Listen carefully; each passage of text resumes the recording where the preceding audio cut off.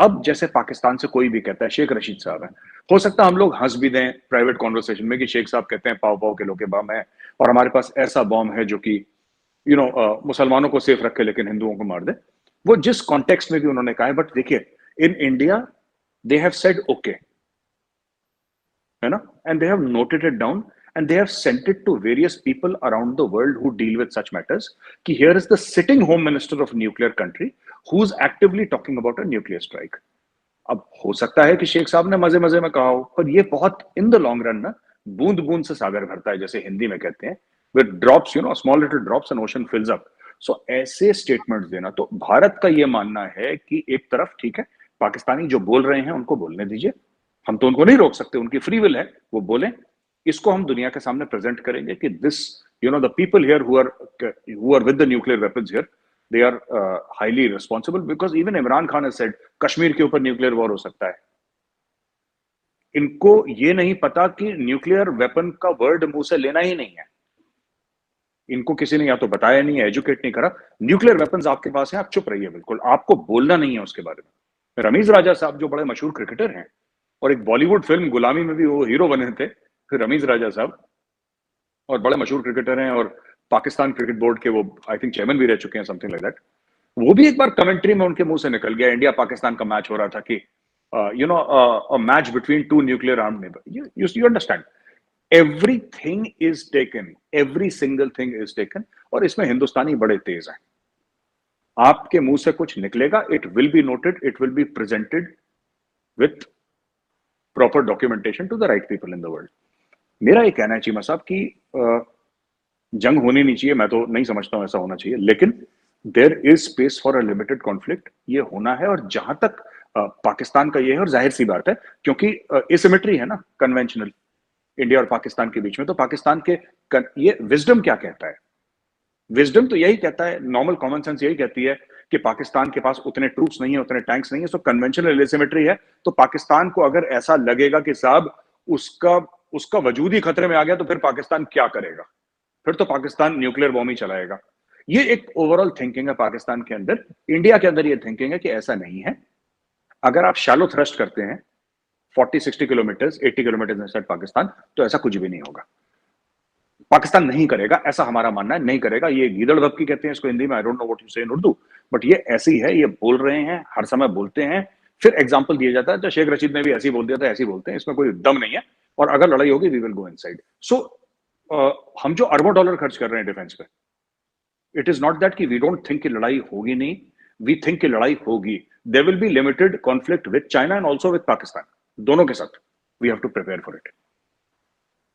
चले, ये तो बात आपकी समझ आ गई कि आप कह रहे हैं कि पाकिस्तानी ब्लफ कर रहे हैं। ये बहुत देर से बात जो है वो चल रही है इंडिया के अंदर कि जी पाकिस्तान ब्लफ कर रहा है। शेख रशीद का रेफरेंस दिया जाता है। शेख रशीद ऑब्वियसली जो है, मैं समझता हूँ सबको पता है एक बड़े वो इस तरह के एक्टर हैं, लेकिन जाहिर बात है बीइंग एन इंटीरियर मिनिस्टर हर लफ्ज की वैल्यू है, और ये सिर्फ आपने नोट किया, पूरी दुनिया में ये नोट किया जाता है कि कौन किस मुल्क का कौन सा मिनिस्टर किस पोजीशन में और क्या बात कर रहा है। सो ये चीजें तो हैं, लेकिन बार बार जब आप लफ्ज ब्लफ बोलते हैं मेरे साहब, तो आप जारी बात है, आप पाकिस्तान की जो न्यूक्लियर हिस्ट्री से बहुत सारे लोग वाकिफ होंगे कि जो पाकिस्तान के पास स्ट्रेटेजिक वेपन्स हैं, ठीक है, तो फिर हमने जैसे देखा कि हालात जो हैं वो इस तरह के बदल रहे हैं कि जो स्ट्रेटेजिक वेपन्स हैं ये they can not be used. So और पाकिस्तान ने अब जो जिसे कहते हैं ना, जो न्यूक्लियर की थ्रेशोल्ड है वो भी बड़ी करीब नीचे कर दी हुई है, for instance, and that is obviously to stop the conventional war, जिस तरह के आप बात कर रहे थे। थ्रेशोल्ड ये है कि भाई हमारे पास शॉर्ट रेंज न्यूक्लियर मिसाइल्स हैं जिनको हम बोलते हैं, विच इज नसर के नाम से, दैट इज इसकी रेंज को 60 किलोमीटर के करीब है। सो वो जो शेख रशीद कहते हैं, वो मेरा ख्याल है इसको जो है वो कॉल्स इट पाव पाव आधा पाव, वो इट्स नॉट लाइक दैट, पाव आधा पाव 1 किलो, दैट इज बेसिकली जो मुझे थोड़ी सी अंडरस्टैंडिंग है, थोड़ी बहुत टैक्टिकल न्यूज़ है, टैक्टिकल न्यूज़ है। न्यूक्लियर वेपन्स हम उन्हें कहते हैं, शॉर्ट रेंज न्यूक्लियर वेपन्स हम उन्हें कहते हैं, टैक्टिकल लफ्ज उनके लिए इस्तेमाल होता है। सो जो ये चीज वो कर रहे हैं कि इंडिया ये कह रहा है कि जी पाकिस्तान ब्लफ कर रहा है, तो आप नहीं समझते कि पाकिस्तान का स्ट्रेटेजिक वेपन से टैक्टिकल वेपन्स पे आ जाना, एक लॉन्ग रेंज, आप हमारे पास मिसाइल रेंज है 2000-2500 भी जा सकती है, 60 किलोमीटर पे भी जा सकती है। सो इट मीन्स कि, और उसका फिर मैं देख रहा था कि जो रेडियस भी आई थिंक 1 × 1 किलोमीटर है, उसका वो डायमीटर बड़ा नहीं है कि वो that will have a larger और बिगर, कि पाकिस्तान ने थ्रेशोल्ड नीचे कर दी हुई है इन अ सेंस कि इंडिया न्यूक्लियर का वो अगर कन्वेंशनल करेगा तो हमारे पास छोटे टैक्टिकल न्यूक्लियर वेपन्स है, तो फिर इंडिया को नहीं देखता कि ये जो ब्लफ है ये किसी ना किसी जगह पे ये ब्लफ नहीं रहेगा बिकॉज हमने वो उसको नीचे कर दिया है। आप इसको कैसे देखते हैं? देखिए, दो चीजें हैं। अगर आप टैक्टिकल न्यूक्स यूज करते हैं भारत के ऊपर, जिसको आप कहते हैं नसर का 60 किलोमीटर का रेंज है, तो आप पाकिस्तान की सरजमीन पे करेंगे, क्योंकि आप तभी इस्तेमाल करेंगे जब इंडिया अंदर चला जाएगा पाकिस्तान के। और अगर आपको भारत के ऊपर करना है तो फिर आप तभी करेंगे। अगर आप भारत के अंदर मारना है फिर आपको, तो फिर वो टैक्टिकल न्यूक्लियर वेपन्स नहीं रहे, फिर आपको अपना लॉन्ग डिस्टेंस, वो हतफ और आपके बाकी जितने भी हैं आप, फिर वो उसको इस्तेमाल करेंगे। ठीक है चीमा साहब, पहली चीज ये। दूसरी चीज ये है कि जैसे पाकिस्तान ने अपना न्यूक्लियर थ्रेशोल्ड कम कर दिया, इंडिया ने अपना कन्वेंशनल थ्रेशोल्ड कम कर दिया।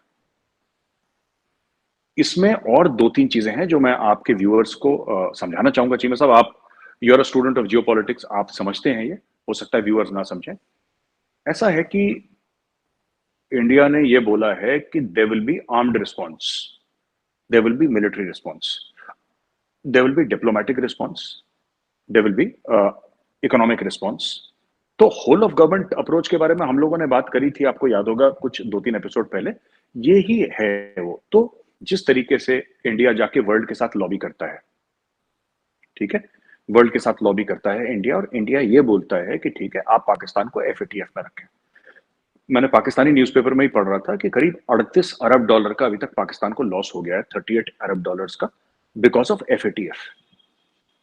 ऐसा मैंने पढ़ा, तो मुझे नहीं पता ये सही है कि गलत है, बट मैंने पढ़ा ऐसा। तो चीमा साहब, ये जब पाकिस्तान, तो अलग अलग, अब पाकिस्तान हो सकता है कि कुछ महीनों में FATF से बाहर आ जाए, राइट? जैसे ये थ्रूपुट एक पाइप होता है चीमा साहब, आप इसको ऐसे समझिए, मैं मैनेजमेंट का जार्गन इस्तेमाल कर रहा हूँ। जो पाइप है, पाइप में से आप नल में पानी जाएगा पाइप से और बाहर निकलेगा, हजारों लीटर पानी निकल जाए उसके अंदर, लेकिन पाइप के अंदर जो at one single point of time जितना पानी रहता है वो पानी एक ही होता है। अगर पाइप के अंदर 1 लीटर पानी है तो 1 ही लीटर रहेगा जब तक पानी आ रही है ना, with in that parameter of the pipe, the total size of the pipe. So the throughput in the system remains the same.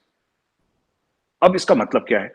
इसका मतलब यह है कि पाकिस्तान अगर FATF में है तो पाकिस्तान के पास पॉलिटिकल इंस्टेबिलिटी भी है, और पाकिस्तान के पास IMF के प्रोग्राम जाके जो पाकिस्तान में कॉस्ट ऑफ लिविंग बढ़ रही है ये भी है, और वो बढ़ती रहेगी जब तक पाकिस्तान इंडिया के साथ ट्रेड नहीं करेगा, क्योंकि बगल में बॉर्डर है हमारा, अटारी वाघा, येरा, लाहौर, कितना दूर है? It's hardly 1 hour drive from Amritsar.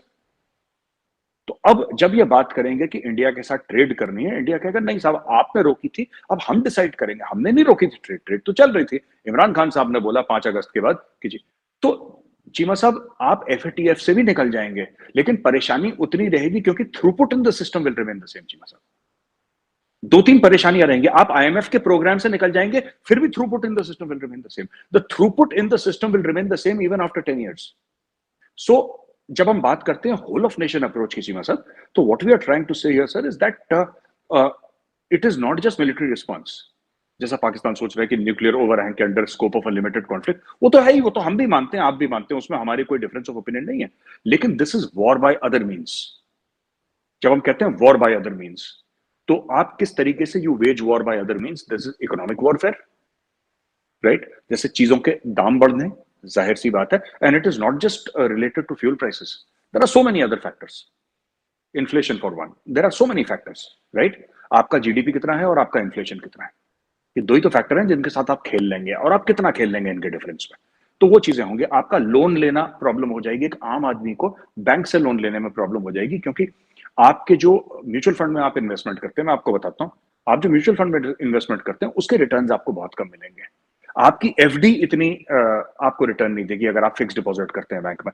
This is a whole of nation approach to war fighting, in which आपके 10-15 चीजें होती हैं जिसमें आप फोकस करते हैं कि make everything a problem legally. Legally India ने कोई इलीगल काम नहीं करा, legally you make it so difficult that the throughput in the system remains the same. Pipe के अंदर पानी उतना ही रहेगा। तो जो भी पाकिस्तानी सेलिब्रेट कर रहे हैं कि साहब हम FATF से निकल जाएंगे, नहीं, ये प्रॉब्लम सर पे खड़ी रहेंगी। आप IMF के प्रोग्राम से निकल जाएंगे, फिर भी 4 प्रॉब्लम खड़ी रहेंगी। एंड ये सारी लीगल प्रॉब्लम्स है, इसमें इलीगल कुछ नहीं है। तो उसमें नसर, हतफ ये कुछ नहीं कर पाएगा, क्योंकि अगर दूध का दाम 200 रुपए लीटर हो गया, 250 रुपए लीटर हो गया कल, उसमें हतफ क्या कर लेगा, उसमें नसर क्या कर लेगा, वो तो रहेगा उतना। सो दिस इज चीमा साहब, I was just trying to explain to our viewers, मतलब आपको पता ही है, मुझसे बेहतर पता है, लेकिन व्यूअर्स के लिए